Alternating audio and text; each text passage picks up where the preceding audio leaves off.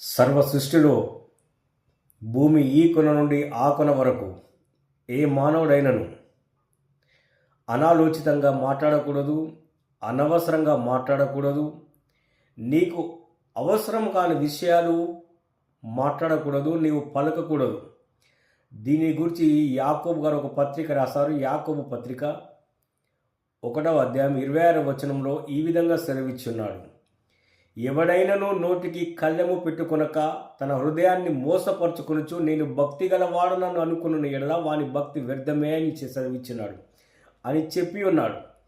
కాబట్టి నేను భక్తిగానే ఉన్నాను, నేను చాలా భక్తిపరుణ్ణి, నేను నీతిమంతుణ్ణి అని అనుకునేటువంటి ప్రతి వారును కూడా నోటిని అదుపులో పెట్టుకొనండి. నోటి ద్వారా పలికే ప్రతి మాటను దేవుడు లెక్కిస్తాడు.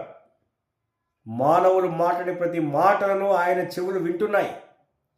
తీర్పు దినమందు ప్రతి మానవుడు మాట్లాడే ప్రతి మాటకు ఆయన ఎదుట నిలిచి లెక్క చెప్పాల్సినటువంటి సమయం ఉన్నది.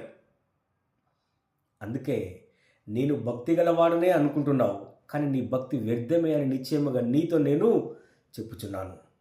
కాబట్టి ఈ దినము నుండి నోటిని, నీ పెదవులను కాచుకొనుము, నీ నోటికి చిక్కము కళ్ళెము వేసుకొని నిలిచుండము. అనవసరంగా ఎవరి గురించి దేని గురించి అనవసరమైన విషయాలను మాట్లాడకుండా నీ నోటిని అదుపులో పెట్టుకో.